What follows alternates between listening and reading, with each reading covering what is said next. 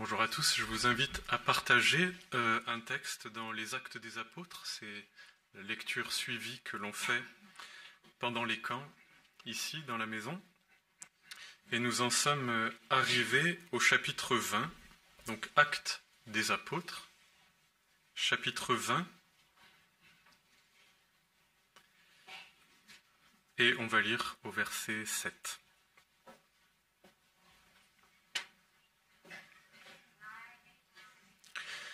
Le premier jour de la semaine, comme nous étions réunis pour rompre le pain, Paul, devant partir le lendemain, s'entretint avec les disciples et prolongea son discours jusqu'à minuit.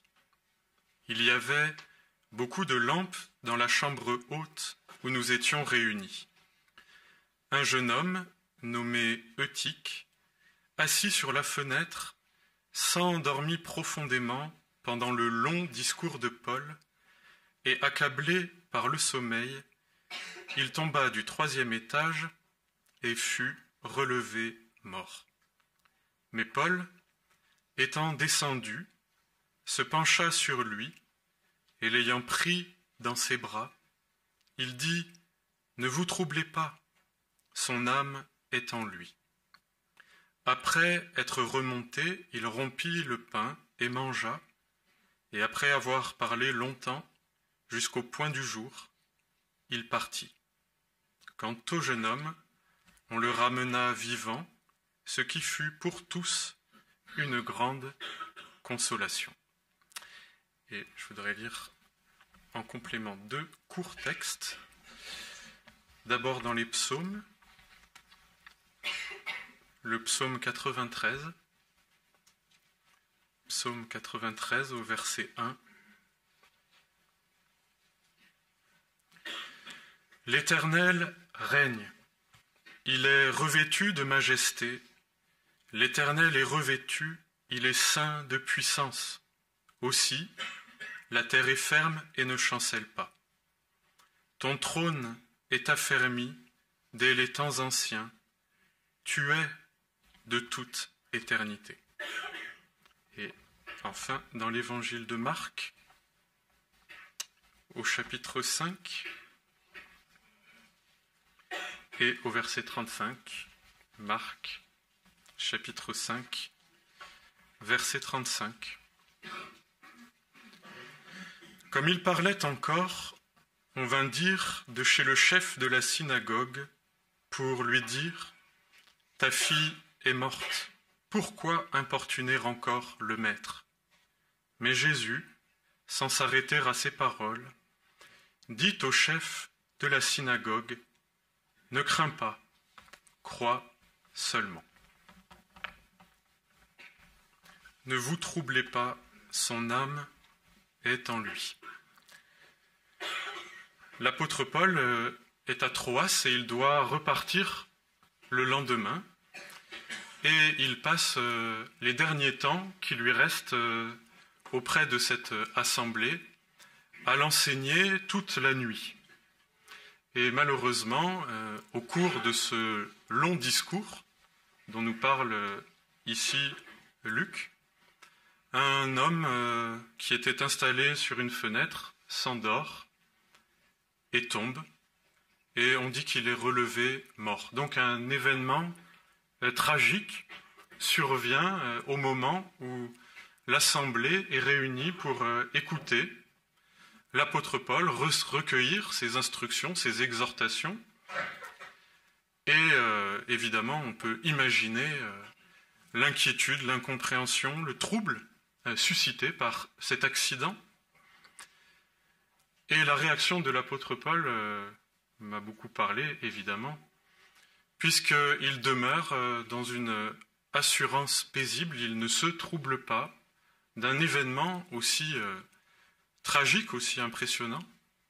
Il reste dans la paix, il descend voir ce jeune homme, le tient serré contre lui, assure les autres qu'il vit, en leur enjoignant de ne pas s'inquiéter, de ne pas se troubler.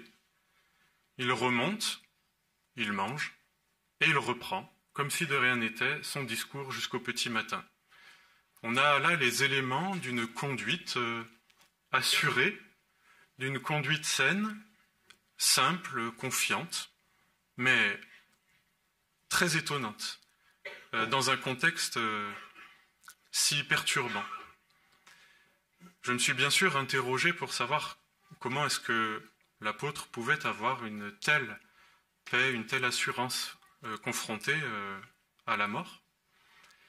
Et on se rend compte, quand on lit un peu la parole par ailleurs, que l'apôtre Paul avait reçu le mandat d'évangéliser les païens, d'annoncer Christ. Il avait reçu cette mission. Qu'est-ce qu'il était en train de faire là que d'obéir au Seigneur et de faire ce qui lui était demandé? Paul a de l'assurance, tout simplement parce qu'il fait ce qui lui a été demandé. Il remplit cette mission d'annoncer l'Évangile aux païens. Il connaît la volonté juste, sainte et bonne de Dieu, et il y a conformé sa vie, et cet accident survient alors qu'il est en train tout simplement d'obéir au Seigneur. Je crois que de manière générale, nous pouvons avoir de l'assurance tout simplement lorsque nous sommes en train d'obéir au Seigneur, que nous accomplissons ce que le Seigneur a demandé pour son Église. Le Seigneur a demandé à ce que son Église se rassemble, qu'elle écoute sa parole, qu'elle la médite et qu'elle la médite en profondeur, c'est-à-dire pas seulement des messages extrêmement brefs, comme on peut voir maintenant sur des vidéos TikTok courtes, des tweets d'exhortation de 180 mots, des discours élaborés, construits, approfondis, avec une exhortation qui doivent mener à l'édification, que la parole de Dieu habite parmi vous dans toute sa plénitude. Cela veut dire méditer, écouter, prendre le temps de se rassembler pour ça. Lorsque l'Église obéit à cela, qu'elle se rassemble pour rendre un culte, qu'elle se rassemble pour écouter Dieu et lui répondre, elle fait la volonté de Dieu. Quoi qu'il arrive, elle n'a pas à être dans le trouble, elle n'a pas à être dans le doute, elle obéit à Dieu. De la même manière, le Seigneur a demandé à ce que l'on se rassemble en tout lieu, en tout temps, qu'on le fasse en toute occasion, favorable ou non. Nous nous rassemblons donc en obéissant au Seigneur, que nous ayons les lieux pour le faire, que nous n'ayons pas les lieux pour le faire, que nous le fassions dans des temples, que nous le fassions dans les maisons, que nous le fassions dans les déserts, dans les forêts, que nous le fassions de manière légale, que nous le fassions de manière clandestine. Nous obéissons au Seigneur. Et nous avons là de l'assurance, parce que le plus important, ce ne sont pas les circonstances, favorables ou non, c'est d'obéir au Seigneur. C'est ça qui donne de l'assurance. Donc nous avons une ligne de conduite, se rassembler pour écouter la parole, et nous avons pour ligne de conduite de le faire en tout temps, en tout lieu, en toute occasion, favorable ou non, et dans ce contexte, quoi qu'il arrive, nous avons l'assurance d'obéir au Seigneur, qu'il nous est favorable et que nous accomplissons sa volonté. Il n'y a donc pas à s'inquiéter. Ce sont des orientations qui peuvent connaître des aménagements ponctuels. Je me souviens que pendant le Covid, nous avons obéi aussi à la parole en acceptant de rentrer dans nos chambres et de faire des rassemblements plus petits, quartier par quartier, maison par maison, etc. Nous nous sommes adaptés. Nous avons obéi, mais ces adaptations temporaires, localisées, n'enlèvent rien au principe que nous avons pour ordre de la part de Dieu de nous rassembler en tout temps, en tout lieu, pour écouter sa parole et lui rendre un culte. Dans ce contexte, il y a de l'assurance pour le vivre par la foi. Quand il survient comme cela un événement funeste dans l'Église, nous sommes des hommes, nous sommes des êtres de chair, et nous avons des réactions qui ne sont pas toujours celles de l'apôtre Paul, pas toujours de l'ordre, malheureusement, de cette sérénité, de cette douceur, de cette confiance, parce que nous sommes des hommes et que dans notre cœur se trouve souvent de la crainte. Et le Seigneur le sait. L'apôtre Paul disait « Suivez l'exemple que vous avez en moi, comme je suis moi-même l'exemple de Jésus-Christ. » Donc nous sommes appelés quand même à marcher et à vivre d'une manière semblable à celle de l'apôtre Paul, à tirer enseignement pour nous de la manière dont il a réagi ici, et aussi de voir dans quelle mesure nous, à notre niveau, si souvent mus par la crainte, nous réagissons. Et si on est un peu honnête avec nous-mêmes, une des principales réactions quand arrive un événement funeste dans l'Église, c'est de chercher des coupables. Il faut trouver un coupable. Il faut que l'on s'accuse, que l'on identifie l'auteur, le responsable de ce qui s'est passé. C'est très humain. Il y a un philosophe que j'ai étudié pendant mes études, René Girard, qui avait expliqué ce principe, ce mécanisme humain du bouc émissaire. Quand il survient des troubles dans une cité, dans l'Antiquité, les hommes se rassemblent, choisissent un bouc émissaire, je ne sais plus s'ils le sacrifient ou s'ils le chassent au désert, et ils refont leur unité sur un coupable désigné. Ce qui fait l'unité, ce qui rassemble, c'est bien souvent de trouver des coupables, de pouvoir identifier le responsable, l'accablé, l'accusé. Et on voit qu'il n'y a rien de ça dans ce passage. Le malheur survient. Personne n'accuse Paul d'avoir été trop long dans son discours. Et c'est répété 2 fois qu'il a fait un long discours. Personne n'accuse Paul d'avoir été trop long. De la même manière, personne n'accuse le jeune homme d'avoir été nonchalant, de ne pas avoir aimé suffisamment la parole pour rester éveillé toute la nuit, ou de s'être assis au mauvais endroit, etc. Pas d'accusation envers le jeune homme, et pas d'accusation envers le propriétaire des lieux, dont la maison ne semblait pas absolument adaptée à recevoir autant de monde. Alors que dans l'Ancien Testament, il y a une règle de la loi dans le Deutéronome qui demande à tout propriétaire d'avoir des garde-corps jusqu'à une certaine hauteur pour protéger ceux qui viennent chez lui. Une loi de l'Ancien Testament, elle n'est pas mentionnée, aucun reproche n'est fait au propriétaire des lieux. Et qu'est-ce que dit le Saint-Esprit? À l'Église qui cherche des responsables, par crainte, par peur, ne vous troublez pas, que personne parmi vous ne se trouble. Son âme est en lui. À ceux qui cherchent des responsables, le Saint-Esprit dit, ne cherche pas des responsables, je suis vivant, je prends soin de mon Église, ne crains pas, son âme est en lui. Les conséquences ont été moindres que ce qu'elles auraient pu être. Autre forme de réaction, qui est celle des âmes tourmentées, des consciences tourmentées, qui se laissent troubler devant le malheur et qui s'interrogent, cherchent des explications, s'accusent, sont troublés. C'est comme quand on fait tomber une pierre à la surface de l'eau. Tout se ride, on ne lit plus les choses clairement, on est perdu, on se croit abandonné. On l'interprète aussi très souvent comme un désaveu de la part de Dieu. Et j'avais lu il y a quelque temps la biographie de Spurgeon, et au début de son ministère, il a vécu un événement dramatique dans son église. C'était un prédicateur qui était fidèle et qui attirait quand même beaucoup de monde dans ses prêches. Et un jour, il y a des gens mal intentionnés qui ont annoncé qu'il y avait un feu ou je ne sais pas quoi, qui ont semé la pagaille pendant le moment du prêche. Il y a eu un mouvement de foule et plusieurs personnes sont mortes à ce moment-là. Je crois qu'il y a eu 6 ou 7 personnes qui sont mortes dans l'église. Et Charles Spurgeon, qui était encore au début de sa carrière, en a fait une dépression.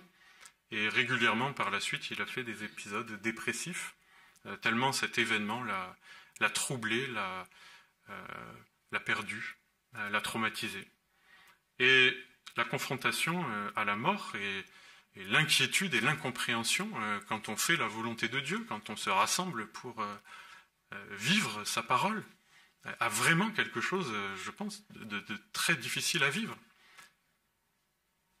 Et chercher des explications, se tourmenter à n'en plus finir, est le lot souvent aussi des consciences fragiles qui cherchent à tout prix l'approbation de Dieu et qui s'interrogent sur ce qu'elles ont pu faire de mal ou de bien, ne pas être conduites, ne pas être approuvées, etc. On ne voit rien de cela dans ce passage.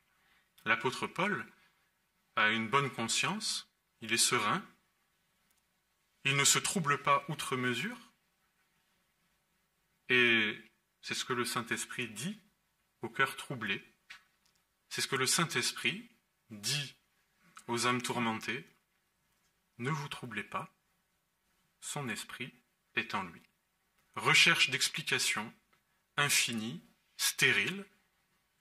En général, même quand on en trouve, il n'y a pas de garantie que ce ne soit pas le fruit de notre imagination et de notre compréhension des choses. Le Saint-Esprit dit, ne vous troublez pas, son âme est en lui. De la même manière que Jésus a dit à ce chef de la synagogue, ne crains pas, crois seulement. Dernière peut-être réaction, qui peut être davantage, du coup, réaction des gens avec du caractère assez fort en eux-mêmes, pour continuer leur route comme si de rien n'était. C'est des chars d'assaut cuirassés que les circonstances ne conduisent pas à se remettre un tant soit peu en question.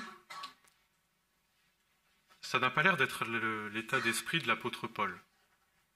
Il est dans l'assurance, mais il n'est pas dans une fausse assurance en lui-même. Quand le bonheur est là, réjouis-toi, dit la parole. Quand vient le malheur, réfléchis. Il y a donc bien, dans les moments de trouble, nécessité d'une remise en question, d'une réflexion, surmonter le trouble. Et souvent, quand on a un fond fort, voire impie, on ne crie pas à Dieu quand on est dans le malheur pour chercher sa face, pour chercher à comprendre. On se garantit avec des principes et des idées, et on va de l'avant, comme si de rien n'était. Ce n'est pas la manière dont l'apôtre Paul a agi, mais il a reçu une parole. Cette parole peut être différente suivant les temps et les circonstances. Dieu ne s'adresse pas à nous, toujours de la même manière. Des fois, il y a des explications, des fois, il n'y en a pas. Des fois, il y a une origine au problème.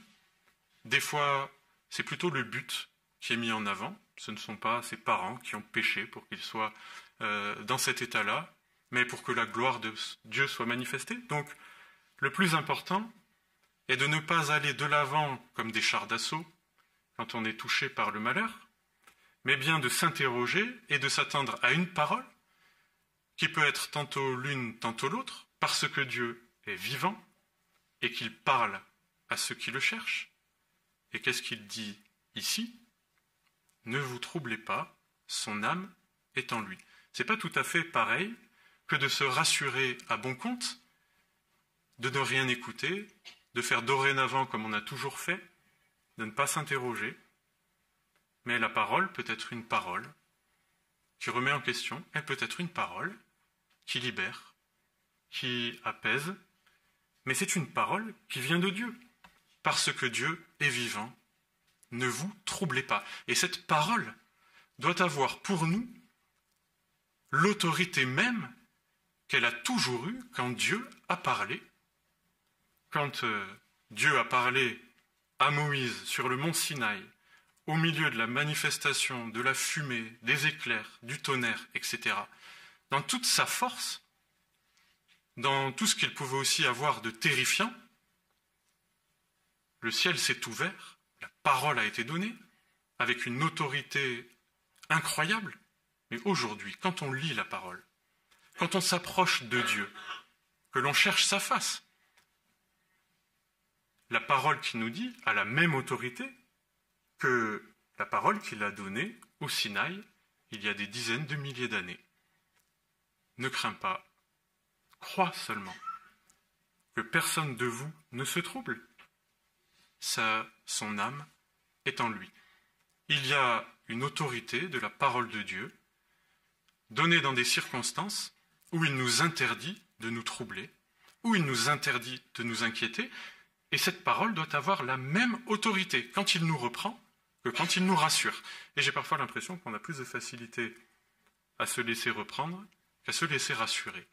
Parce que nous sommes des âmes tourmentées, religieuses, qui cherchent en elles-mêmes toujours des raisons, des explications, etc. Quand la parole de Dieu nous rassure, elle doit avoir la même autorité sur nos cœurs et sur nos consciences que quand elle nous remet en question. Elle a la même force, elle a la même origine. C'est la même personne qui parle, ce Dieu qui nous a sauvés, qui nous aime. Ne crains pas, crois seulement. Que personne d'entre vous ne soit troublé, car son âme est en lui. Je crois que ces réactions, dans lesquelles forcément on se retrouvera tous à un niveau ou à un autre, elles manifestent quand même, je crois aussi, un certain manque de connaissance de ce que Dieu est vraiment et de la manière dont il veut que l'on le connaisse. Sur quoi repose la sérénité de Paul, si ce n'est sur une connaissance personnelle de Dieu, une connaissance intime de ce qu'il est. On l'a lu dans le psaume 93, « Israël a toujours chanté et cru que l'Éternel règne, que les temps, les circonstances, les hommes, le cœur des hommes est dans sa main. Qui es-tu pour craindre? Qui es-tu pour avoir peur de l'homme mortel qui est comme de l'herbe? Crains Dieu. Un Dieu puissant, qui règne du haut des cieux, qui a la capacité de changer les temps, les circonstances, les événements. C'est lui que nous devons craindre. C'est à lui que nous devons nous attendre dans la foi. La foi repose sur une connaissance de Dieu, une connaissance personnelle. C'est pas seulement un sentiment, c'est pas seulement des idées qu'on nous a enseignées au catéchisme. C'est une connaissance véritable et vivante. L'Éternel règne. Il est au-dessus de tout. Il a créé le ciel, la terre. Il a puissance sur la vie et sur la mort. On l'a entendu chanter. Il a la puissance sur les esprits, sur les dominations, sur les autorités. Les choses sont dans sa main. Il a donné son Fils, le Seigneur Jésus-Christ, pour constituer son Église.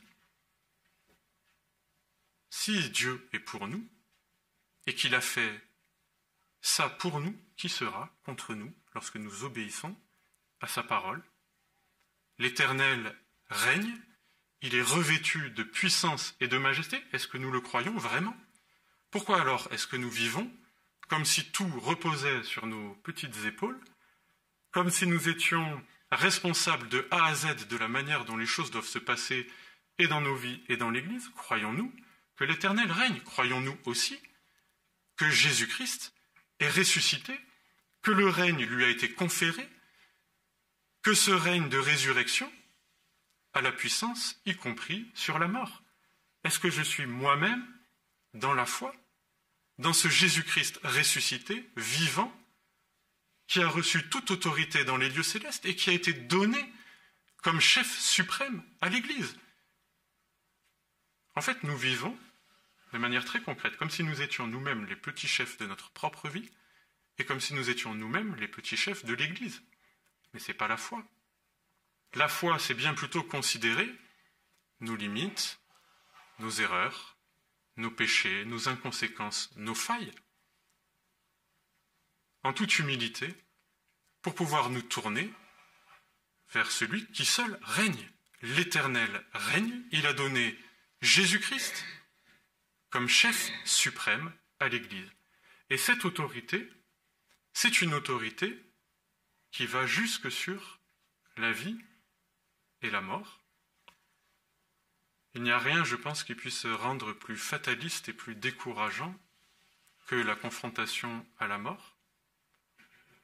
Et Jésus-Christ a ce pouvoir de faire revivre, de réparer, de régénérer, de faire renaître ce qui a été peut-être brisé parfois par une erreur de notre part, une inconséquence, une inattention.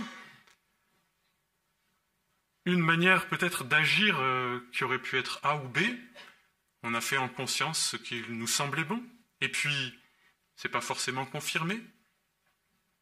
Qu'est-ce qu'on fait? On revient à Dieu qui seul règne, et dans la foi, nous lui remettons notre sort, notre orientation. Il a le pouvoir de réparer, il a le pouvoir de régénérer, et je trouve ça très beau la manière dont Paul descend vers ce jeune homme, le prend dans ses bras, le serre contre lui, attend et constate. On ne sait pas ce qu'il fait. Il n'y a pas d'interprétation. Son âme est en lui, ne vous troublez pas. On aurait pu dire que voilà, il y avait telle ou telle chose qui aurait pu être faite différemment ou mieux ou autrement, etc. Pas de remise en question particulière, pas d'accusation particulière, mais Jésus-Christ répare. Jésus-Christ ramène ce jeune homme à la vie, ce qui est source d'une grande consolation pour tous. Jésus-Christ veille sur son Église. Ce n'est pas des mots, ce n'est pas une fausse assurance. C'est qu'en dehors de ça, nous n'avons aucune assurance. Jésus-Christ ressuscite cet homme, il manifeste qu'il répare, il reconstruit, il garde, il protège, il veille. Et sur quoi est-ce qu'il veille? Outre ses enfants qu'il aime, il veille sur sa parole.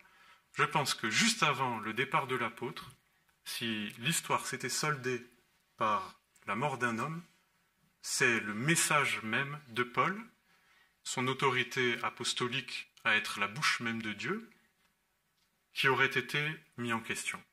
Si Paul était parti le lendemain matin avec un mort dans une de ses réunions, la parole en aurait été amoindrie. L'autorité de ce qu'il disait aurait été amoindrie. L'Église en serait restée troublée. Mais le Seigneur ne le permet pas. Jésus-Christ veille sur sa parole pour qu'elle conserve toute sa force, toute son autorité, pour qu'elle continue d'agir, pour qu'elle continue d'édifier, pour qu'elle soit authentifiée, validée par Dieu lui-même. Dieu ressuscite cet homme. Il authentifie que ce que disait Paul était la vérité et que ce qu'il disait devait être reçu comme de la bouche même de Dieu. Ce n'est plus Moïse qui parle au Sinaï, ce sont les apôtres à la suite de Jésus-Christ. Leur parole est la parole même de la bouche de Dieu et cela est authentifié par un miracle de résurrection. Et il faut bien comprendre le but de ce miracle qui est de confirmer la parole. Et aujourd'hui, nous avons pour nous ce miracle aussi de l'Esprit qui confirme dans nos cœurs que la parole est la vérité, que nous pouvons nous confier en Dieu, que nous pouvons nous confier en Jésus-Christ, et que ce n'est pas tant tout ce que l'on peut faire dans nos limites d'homme qui est décisif, que notre foi dans un Dieu qui règne, dans un Dieu qui aime son Église, qui a donné son Fils pour elle, et qui veille sur elle et sur sa parole pour qu'elle produise le fruit pour lequel il l'a envoyé. Que notre cœur ne se trouble pas. Croyons en Dieu, croyons en Christ, et le Seigneur nous communiquera cette paix au milieu de bien des combats. Je vous invite à prier pour terminer. Seigneur, devant toi, aujourd'hui, nous nous courbons et nous bénissons ton nom et ton règne qui est venu en Jésus-Christ. Nous te glorifions comme étant le roi des rois et le Seigneur des seigneurs, qui a tout pouvoir dans les cieux et sur la terre, par qui nous avons la vie, le mouvement et l'être, et nous confessons Jésus-Christ que tu as donné comme chef suprême à l'Église. Nous croyons qu'il veille sur sa parole, et nous croyons qu'il veille sur nous. Nous avons confiance parce qu'il est la résurrection et la vie, et parce qu'il s'est donné lui-même pour nous. C'est pourquoi nous renonçons dans nos cœurs, Seigneur, à tout jugement, à toute accusation. Nous renonçons à tout désespoir, à toute introspection stérile. Nous renonçons aussi à toute fausse assurance pour nous confier en Jésus-Christ seul. Et nous le bénissons de tout notre cœur, de nous avoir envoyé sa parole, une parole de vie, une parole qui résonne à nos consciences, qui nous aide à nous orienter. Nous ne sommes pas comme des païens qui sont soumis au coup du sort, qui ne comprennent pas, qui ne savent pas lire ce qui leur arrive. Nous avons un Dieu vivant qui parle. Nous avons un Dieu vivant qui nous aime en Jésus-Christ et nous te bénissons pour cela. Nous te prions, Seigneur, encore de nous conduire et de veiller sur nous, selon ta promesse, au nom de Jésus-Christ. Amen.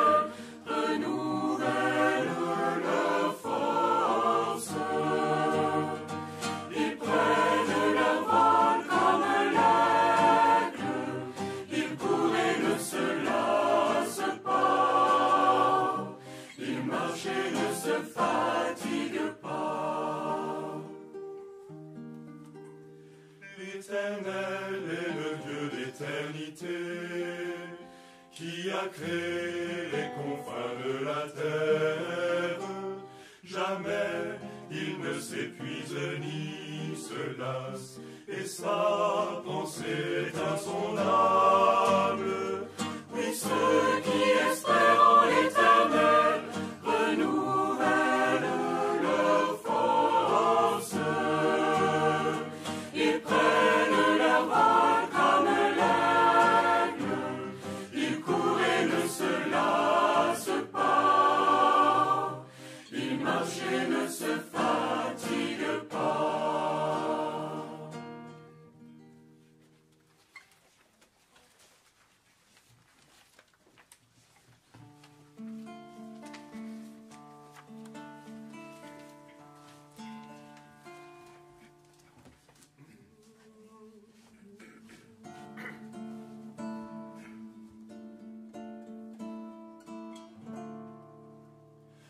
En l'Éternel, confie-toi et pratique le bien, et le pays pour demeure.